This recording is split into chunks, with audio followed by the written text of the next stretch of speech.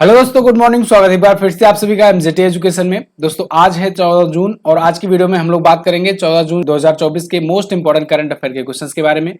आज बहुत ही important day भी है, आज है वर्ल्ड ब्लड डोनर डे। इसके बारे में भी हम लोग आज बात करेंगे, विश्व रक्तदाता दिवस के बारे में। वीडियो अगर पसंद आएगी तो वीडियो को लाइक करना, शेयर करना और चैनल पर नए आए हो, अगर पहली बार वीडियो देख रहे हो तो चैनल को सब्सक्राइब भी जरूर कर लेना, जिससे आने वाली वीडियोज का नोटिफिकेशन आप तक पहुंचता रहे। सबसे पहले हम लोग कल का रिवीजन करेंगे। कल 1 मिनट में जो हम लोगों ने पढ़ा था उसका रिवीजन करेंगे और फिर आज की तरफ बढ़ेंगे। कल हम लोगों ने पढ़ा था विश्व बाल श्रम निषेध दिवस 12 जून को मनाया गया। आंध्र प्रदेश की एकमात्र राजधानी अमरावती को घोषित कर दिया गया है। ग्लोबल जेंडर गैप इंडेक्स में भारत 129वें स्थान पर पहुंच गया है। इसके अलावा यूएन ने 2025 को अंतर्राष्ट्रीय क्वांटम और प्रौद्योगिकी का वर्ष घोषित किया है। स्लोवाकिया और पेरू ये दोनों आर्टेमिस अकॉर्ड में शामिल हो गए हैं, इसमें साइन कर लिए हैं। जिमेक्स एक्सरसाइज शुरू हो चुका है। भारत और जापान के बीच 8वां संस्करण है ये। इसके अलावा फिक्की का नया महानिदेशक ज्योति विज को नियुक्त किया गया है। थल सेना के नए प्रमुख अब होंगे lieutenant general Upendra Dwivedi. PM Awas Yojana के तहत 3 करोड़ नए घरों की घोषणा की गई है। 3 करोड़ नए आवास बनाए जाएंगे। पद्मश्री राजीव तारानाथ जी का निधन हो गया। ये सरोद वादक थे। ये टॉप 10 करंट अफेयर का क्वेश्चन था कल की वीडियो से, जिनका आपने किया है 1 मिनट में रिवीजन।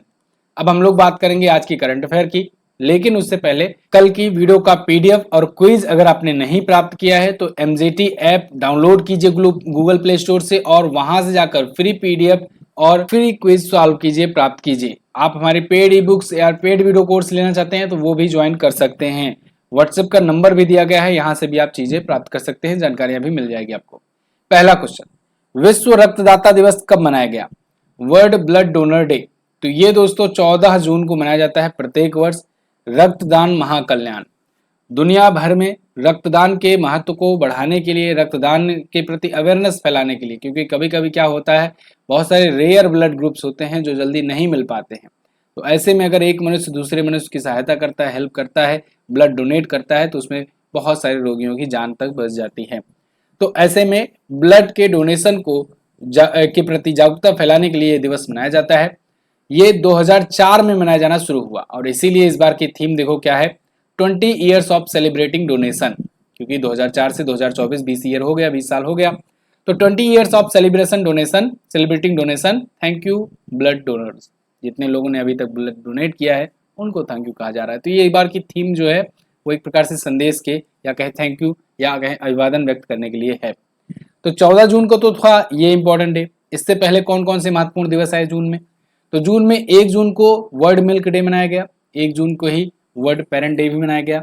2 जून को तेलंगाना रेजिंग डे मनाया गया। या 5 जून को विश्व पर्यावरण वर्ल्ड एनवायरमेंट डे, बहुत इंपॉर्टेंट डे है, इसको याद रखना। 6 जून को संयुक्त राष्ट्र का रशियन लैंग्वेज डे। इसके अलावा 7 जून को वर्ल्ड फूड सिक्योरिटी डे मनाया गया। 8 जून को वर्ल्ड ओशियन डे। 8 जून को ही वर्ल्ड ब्रेन ट्यूमर डे। इसके अलावा 11 जून को इंटरनेशनल स्पोर्ट्स डे मनाया गया। 12 जून को विश्व बाल श्रम निषेध दिवस, world day against child labour. और 14 जून को वर्ल्ड डोनर डे मनाया गया। अगला, 13 से 15 जून तक कहां पर G7 समिट आयोजित किया गया? हो सकेगा तो आज इस पर मैं आपको वीडियो भी दूंगा। G7 समिट ये शुरू हो चुका है, 13 तारीख से शुरू हुआ है, 15 जून तक चलेगा, यानी कल तक चलेगा। और G7 समिट में इस बार आयोजित हो रहा है इटली में। पीएम मोदी जी भी यहाँ पर पहुंच चुके हैं। G7 देखिए इटालिया लिखा हुआ है और ये 2024 में आयोजित हो रहा है। बहुत ही भव्य तरीके से इस बार आयोजित किया जा रहा है। ये भी G20 से सीख लिए हैं ये लोग। तो इस G7 समिट में दोस्तों, इसमें G7 के मेंबर तो आएंगे ही आएंगे, साथ ही साथ कई और देशों के प्रमुख और उसके बाद संगठनों के प्रमुख इसमें शामिल हो रहे हैं। पीएम मोदी को भी बुलाया गया है, पीएम मोदी भी इसमें हिस्सा लेने पहुंच चुके हैं। G7 समिट होगा, G7 समिट के जस्ट बाद होगा स्विट्जरलैंड में यूक्रेन शांति शिखर सम्मेलन। ये रसिया यूक्रेन चल रहे वार को शांत करने के लिए, कहें कि खत्म करने के लिए, सीज फायर करने के लिए, इस पर समझौता करने के लिए एक सम्मेलन होगा। देखिए इसमें क्या नतीजा निकल करके आता है। फिलहाल अगर ग्रुप ऑफ 7 यानी G7 की बात करें तो इसकी स्थापना 1973 में होती। अब इसमें भी बहुत सारे उतार चढ़ाव रहे। रसिया शामिल हुआ, रसिया 2014 में निकाला भी गया। तब बीच में G6, शुरुआत में G6 था, फिर G8 हुआ, फिर J7 हुआ, बहुत सारी चीजें लगी रही, लेकिन फिलहाल G7 अभी बना हुआ है। 2014 में जब क्रीमिया पर अटैक किया था रसिया ने, तब इसको रसिया को बाहर कर दिया गया था G7 से। अब G7 की बात करें अगर, तो G7 में 7 देश हैं प्लस एक संगठन है। संगठन का नाम है यूरोपियन यूनियन। गिनो आप, एक यूके, दूसरा यूएसए, तीसरा यूरोपियन यूनियन, इसका ले लो अभी, ये तो देश है नहीं है, ये तो संगठन है। कनाडा, इसके अलावा जर्मनी, फ्रांस, इटली, जापान, ठीक है ना। तो ये 7 देश हो गए, 1 2 3 4 5 6 7 और एक ये EU। तो ये ग्रुप ऑफ 8 भी कहा जाता है, कभी कभी ग्रुप ऑफ 7 कहा जाता है। बीच में एक बार G8 हुआ था जब रसिया रहा करता था, लेकिन रसिया को निकाल दिया गया, तो अब G7 ही कहते हैं, ठीक है ना। लेकिन ऐसा नहीं है कि G8 नहीं कह सकते हैं, कह सकते हो आप। चलिए अगला, कौन से कार्यकाल के लिए पेमा खांडू ने अरुणाचल प्रदेश के मुख्यमंत्री के रूप में शपथ ग्रहण की? तो पेमा खांडू ने दोस्तों अरुणाचल प्रदेश के तीसरी बार मुख्यमंत्री के रूप में शपथ ग्रहण की है। पेमा खांडू, मैंने उस दिन भी बताया था कि मोस्ट प्रोबेबली यही बनने वाले हैं। बीजेपी की वहां पर बहुमत से, पूर्ण बहुमत से जीत हुई है अरुणाचल प्रदेश में विधानसभा चुनाव में, इस वजह से यहाँ पर ये सीएम पद की शपथ ले रहे हैं। इनको retired lieutenant general Trivikram Parnaik जो हैं ये शपथ दिला रहे हैं, जो वहाँ के गवर्नर हैं आज के टाइम पर। तो पेमा खांडू लगातार तीसरी बार सीएम बन रहे हैं अरुणाचल प्रदेश के। अच्छा, अरुणाचल प्रदेश में 60 सीटें हैं। इस बार की विधानसभा चुनाव में 46 सीटें इन्होंने जीती हैं बीजेपी पार्टी ने। नेशनल पीपुल्स पार्टी ने 5, एनसीपी ने 3, पीपीए ने 2, कांग्रेस ने 1 और निर्दलीय ने 3 सीटें जीती हैं। एक और बात ध्यान रखना, ये जो अरुणाचल प्रदेश है, इसके साथ साथ 3 और राज्यों के विधानसभा चुनाव हुए थे अभी। कौन कौन से राज्य हैं तो आप बताइएगा। अरुणाचल प्रदेश के अलावा सिक्किम, सिक्किम के अलावा आंध्र प्रदेश और उड़ीसा, ये 4 राज्यों के हुए थे, ठीक है ना। इन चारों राज्यों का नाम याद रखना। अगला, किस राज्य सरकार ने मुख्यमंत्री निजुत मोइना MMNM योजना की घोषणा की? तो दोस्तों अभी हाल ही में असम राज्य सरकार ने मुख्यमंत्री निजुत मोइना योजना की घोषणा की है। यह योजना बालिकाओं के लिए, विशेषकर छात्राओं के लिए शुरू किया गया है। इनको एम्पावर करने के लिए, जो गर्ल स्टूडेंट हैं, छात्राएं हैं, उनको एम्पावर करने के लिए असम सरकार ने इसे शुरू किया है, मुख्यमंत्री निजुत मोइना स्कीम। इसके तहत क्या होगा? इसके तहत लगभग 10 लाख छात्राएं लाभान्वित होंगी। इनकी शिक्षा को बढ़ावा दिया जाएगा और साथ ही साथ बाल विवाह को समाप्त करने पर काम किया जाएगा। अब इसमें जो उच्चतर माध्यमिक शिक्षा में पढ़ रही हैं या फिर जो और आगे ग्रेजुएशन तक पढ़ेंगी, उन्हें 1000 रुपये प्रतिमाह सहायता दी जाएगी। और जो पोस्ट ग्रेजुएशन करेंगी या बीएड करेंगी, उन महिलाओं को, उन छात्राओं को 2500 रुपये प्रतिमाह दिए जाएंगे असम सरकार के द्वारा। तो ये 1500 करोड़ की योजना है लगभग। इस पर अगले 5 सालों में 1500 करोड़ रुपए खर्च किए जाने हैं असम सरकार के द्वारा। वीडियो में आगे बढ़ूं उससे पहले एक और जरूरी इंफॉर्मेशन देना चाहूंगा। देखो, एसएससी सीजीएल का और एसएससी सीएचएसएल का बहुत ही इंपॉर्टेंट चीजें ऐड किया गया है अभी मॉक टेस्ट में। टेक्स्ट बुक के मॉक टेस्ट में 254 प्रीवियस ईयर के क्वेश्चंस, वो भी अपडेटेड, बहुत ही अच्छे तरीके से तैयार किया गया हुआ। 931 मॉक टेस्ट, 270 प्रीवियस ईयर के पेपर्स, सीएचएसएल के भी ऐसे 973 मॉक टेस्ट इसके सीएचएसएल के, ये नए ऐड किए गए हैं बहुत ही एक एडवांस रूप में। इसको आप जा करके ज्वाइन कर सकते हो। अभी आप अगर ज्वाइन करते हो, टेक्स्ट बुक पास प्रो लेते हो, तो 466 रुपए में है। MGT कूपन कोड यूज करने पर 12% का आपको डिस्काउंट भी मिल जाएगा और आप पास प्रो साल भर का अपना बना सकते हो। तो फ्यूचर ऑफिशियल सेल है और इसका आप लाभ उठाइए। लिंक डिस्क्रिप्शन में दिया गया है। और इसमें आप जानते हो कि ना सिर्फ आपको CGL CHSL मिलेगा, बल्कि आप रेलवे के भी सभी प्रकार के जो मॉक टेस्ट हैं वो सब सॉल्व कर पाओगे इस एक पैकेज के साथ। तो आप इसका फायदा जरूर उठाइए, लिंक डिस्क्रिप्शन में दिया गया है। अगला, पुरुषों के जूनियर हॉकी विश्व कप की मेजबानी कौन सा देश करेगा? तो 2025 में पुरुषों के जूनियर हॉकी विश्व कप की मेजबानी भारत करने जा रहा है। ये भारत में आयोजित होने वाला है। पिछली बार वाला कुआलालंपुर में हुआ था, ये बार वाला होगा भारत में।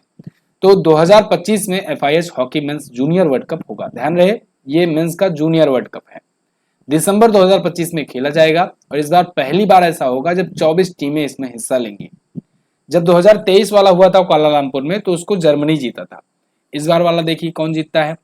FIH के अध्यक्ष की बात करें तो तैयब इकराम है इसके अध्यक्ष। हाल ही में किस भारतीय कंपनी को टाइम मैगजीन ग्लोबल 100 सबसे प्रभावशाली कंपनियों की 2024 की लिस्ट में शामिल किया गया? तो अभी हाल ही में 3 भारतीय कंपनियों को, Reliance industries limited, Tata group और सीरम इंस्टीट्यूट ऑफ इंडिया, इन 3 भारतीय कंपनियों को टाइम मैगजीन की ग्लोबल 100 सबसे प्रभावशाली कंपनियों की लिस्ट में शामिल किया गया है। टाइम मैगजीन के द्वारा ये लिस्ट जारी की गई है और इसमें कई कैटेगरीज में कैटेगराइज करके ये जारी किया गया है लिस्ट। जैसे titans category, leaders category, disruptor category, innovator, pioneers, ये 5 कैटेगरी हैं। इन 5 कैटेगरी में जो रिलायंस इंडस्ट्री, जो टाटा ग्रुप है, इसे टाइटन श्रेणी में लिया गया है, और जो वैक्सीन बनाने वाली company serum institute of India है, इसे पायनियर श्रेणी में शामिल किया गया है। क्लियर है ना? अच्छा, सीरम इंस्टीट्यूट ऑफ इंडिया की बात करें तो पुणे में स्थित है। आधार पूनावाला इसके सीईओ हैं और इसी ने कोविशील्ड बनाई थी, जो अभी रिसेंटली चर्चे में थी वैक्सीन कोविशील्ड। ठीक है, चलिए अगला। हाल ही में यूएफसी फाइट जीतने वाली पहली भारतीय महिला बनकर किसने इतिहास रचा? तो यूएफसी फाइट जीत लिया है दोस्तों अभी पूजा तोमर ने। पूजा तोमर आपको यहां पर दिख रही हैं, इन्होंने जीत लिया है यूएफसी फाइट। यूएफसी फाइट ये जीतने वाली पहली महिला बन गई हैं। यूएफसी बोले तो अल्टीमेट फाइटिंग चैंपियनशिप। तो इसमें इन्होंने ब्राजील की रेयान डॉस सैंटोस को फाइनल में हराया और इसके बाद ये चैंपियन बन गई। मुजफ्फरनगर के बुढ़ाना गांव से ये हैं, उत्तर प्रदेश की, और ये राष्ट्रीय वुशु चैंपियन भी रह चुकी हैं। पिछले साल जब इन्होंने यूएसी के साथ डील की थी तब ये ऐसा करने वाली पहली महिला फाइटर भी बनी थी। अगला, हाल ही में लेफ्टिनेंट जनरल वेकर उज जमान, इनको किस देश का नया सेना प्रमुख नियुक्त किया गया? तो लेफ्टिनेंट जनरल वेकर उज जमान जो हैं, ये बांग्लादेश के नए सेना प्रमुख नियुक्त हुए हैं। यहां पर आपको दिख रहे हैं जनरल वेकर उज जमान, ये अब नए होंगे बांग्लादेश के आर्मी चीफ। ठीक है ना? भारत के भी अभी आर्मी चीफ नियुक्त किए गए हैं। कौन नियुक्त किए गए हैं? भारत के नियुक्त किए गए हैं दोस्तों लेफ्टिनेंट जनरल उपेंद्र द्विवेदी। ठीक है ना? उपेंद्र द्विवेदी ये भारत के हैं और यहाँ बांग्लादेश के लेफ्टिनेंट जनरल वाकर उज जमान हैं। अच्छा, भारतीय नौसेना के दिनेश कुमार त्रिपाठी जी नियुक्त किए गए हैं। ये भी याद रखना नाम, एडमिरल दिनेश कुमार त्रिपाठी। तो फिलहाल इनको 3 साल के लिए नियुक्त किया गया है जनरल वेकर उज जमान को। बांग्लादेश की बात करें अगर, तो ढाका इसकी राजधानी होती है, शेख हसीना इसकी प्रधानमंत्री हैं और मुद्रा इसकी होती है टका। अभी हाल ही में पीएम मोदी ने दोस्तों तीसरी बार शपथ ग्रहण की। उस शपथ ग्रहण समारोह में शेख हसीना भी आई हुई थी, क्योंकि पड़ोसी देशों को बुलाया गया था, जितने भी रिप्रेजेंटेटिव हैं उनको। अगला, मुंबई क्रिकेट एसोसिएशन के अध्यक्ष अमोल काले का निधन हो गया। कहां पर हुआ है निधन? तो दोस्तों मुंबई क्रिकेट एसोसिएशन के अध्यक्ष रहे अमोल काले अभी गए हुए थे न्यूयॉर्क में इंडिया और पाकिस्तान का मैच देखने। तो इंडिया वर्सेस पाकिस्तान मैच था और काफी इंटरेस्टिंग मैच था। आपने देखा बहुत ही लो स्कोरिंग मैच हो रहे हैं वहां पर। तो उसमें ऐसा पता नहीं क्या सिचुएशन आया, इनको हार्ट अटैक आ गया और इनका निधन हो गया। ये मुंबई क्रिकेट एसोसिएशन के अध्यक्ष थे और इनका अब निधन हो चुका है। ये उनकी लास्ट तस्वीरों में से एक थी जब इन्होंने न्यूयॉर्क में ये खिंचवाई थी। तो 47 साल की उम्र में हार्ट अटैक से इनका निधन हो गया। T20 वर्ल्ड कप देखने गए थे भारत पाकिस्तान के बीच में। अभी हाल फिलहाल में आपको पता होगा रणजी ट्रॉफी हुई थी, संपन्न हुई 2023-24 का सीजन, उसको मुंबई ने जीता। मुंबई ने रणजी ट्रॉफी जीती और इनके कार्यकाल के ही अंतर्गत जीती, क्योंकि ये मुंबई क्रिकेट एसोसिएशन के अध्यक्ष हैं। ठीक है, अगला, हाल ही में किस वन्यजीव अभ्यारण्य को उत्तर प्रदेश का 5वां टाइगर रिजर्व घोषित किया गया? तो उत्तर प्रदेश का 5वां टाइगर रिजर्व दोस्तों अब बन गया है सुहेलवा वन्यजीव अभ्यारण्य। देखो, उत्तर प्रदेश में एक नेशनल पार्क है और अब 5 टाइगर रिजर्व हैं। ये दोनों पॉइंट याद रखना, एक नेशनल पार्क, 5 टाइगर रिजर्व। ठीक है, सुहेलवा वाइल्ड लाइफ सेंचुरी जो है अब इसको 5वां टाइगर रिजर्व घोषित कर दिया गया है, क्योंकि बाघों की संख्या का प्रमाणन मिल चुका है, अप्रूवल मिल चुका है। ये सुहेलवा वन्यजीव अभ्यारण्य उत्तर प्रदेश के बलरामपुर, श्रावस्ती और गोंडा जिलों में फैला हुआ है। अभी पीलीभीत टाइगर रिजर्व की 10वीं वर्षगांठ थी, उसी दौरान एक नए टाइगर रिजर्व की घोषणा कर दी गई। उत्तर प्रदेश में 4 और टाइगर रिजर्व कौन कौन से हैं? Dudhwa tiger reserve, Pilibhit tiger reserve, Amangarh tiger reserve और रानीपुर टाइगर रिजर्व। अब जुड़ गया सुहेलवा टाइगर रिजर्व। ठीक है, एक नेशनल पार्क, इकलौता नेशनल पार्क कौन सा है? तो आप कहोगे दुधवा नेशनल पार्क है। दुधवा नेशनल पार्क है, कहां पर स्थित है? तो आप कहोगे लखीमपुर खीरी में है।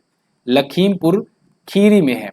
ठीक है ना, याद रखना, इंपॉर्टेंट है। दुधवा नेशनल पार्क लखीमपुर खीरी में है, इकलौता नेशनल पार्क है उत्तर प्रदेश का। ओके, तो ये थे टॉप 10 करंट अफेयर के क्वेश्चन आज के दिन से। आई होप आपको वीडियो पसंद आई होगी। साथियों, आप लोग के लिए जो साइंस की ई बुक लाई गई है, ऐसे ही डिटेल के साथ, डिटेल कंटेंट के साथ आपको ये दी जा रही है। ई बुक 1100 प्लस क्वेश्चंस के साथ है। इसको आप ले सकते हो MJT ऐप पर जाकर के या फिर इस नंबर पर व्हाट्सएप करके। इस नंबर पर व्हाट्सएप करोगे तो आपको व्हाट्सएप पर ही तुरंत भेज दी जाएगी ई बुक। आपको क्यूआर कोड भेजा जाएगा, उस क्यूआर कोड पर 75 रेट्स पे करना है और उसके बाद आपको ई बुक वहीं पर भेज दी जाएगी। A4 साइज में है, प्रिंटेबल फॉर्मेट में है, 120 पेजेस है, ऑब्जेक्टिव्स हैं, थ्योरी हैं, प्रीवियस ईयर के क्वेश्चंस हैं रेलवे में जो पूछे गए हैं, इसके अलावा फिगर्स के साथ एक्सप्लेनेशन भी यहाँ पर दिया गया है। तो इसको आप अपना बना सकते हो। इसके अलावा लोको पायलट टेक्नीशियन वगैरह की जो किताब है इसको भी आप अभी ऑर्डर कर सकते हो। चलिए बात करते हैं लास्ट डे के क्वेश्चंस की जो मैंने आपसे पूछे थे कल। राष्ट्रीय खेल दिवस दोस्तों 29 अगस्त को मनाया जाता है। ये मेजर ध्यानचंद जी की जयंती पर मनाया जाता है। वाणिज्य और उद्योग मंत्रालय ने नए मंत्रिमंडल के गठन में इसका मंत्रालय सौंपा गया है पीयूष गोयल जी को। पिछली बार भी यही देख रहे थे, इस बार भी ये मंत्रालय यही देखेंगे। आज आपको क्या बताना है? आज आपको बताना है 2002 में पारित कानून के तहत कितने वर्ष से कम उम्र के बच्चों से मजदूरी करवाना अपराध है। दूसरा, ग्लोबल जेंडर गैप इंडेक्स 2024 में शीर्ष स्थान पर कौन सा देश है। दोनों ही बहुत इजी क्वेश्चन है, दोनों के बारे में आपको जो भी पता हो डिटेल में जरूर आंसर कीजिए और इसकी पीडीएफ आपको टेलीग्राम पर मिल जाएगी, तो पीडीएफ टेलीग्राम से आप जरूर डाउनलोड कीजिए। बहुत बहुत धन्यवाद यहाँ तक वीडियो देखने के लिए। मिलेंगे अगली वीडियो में, तब तक के लिए नमस्कार, जय हिंद, वंदे मातरम।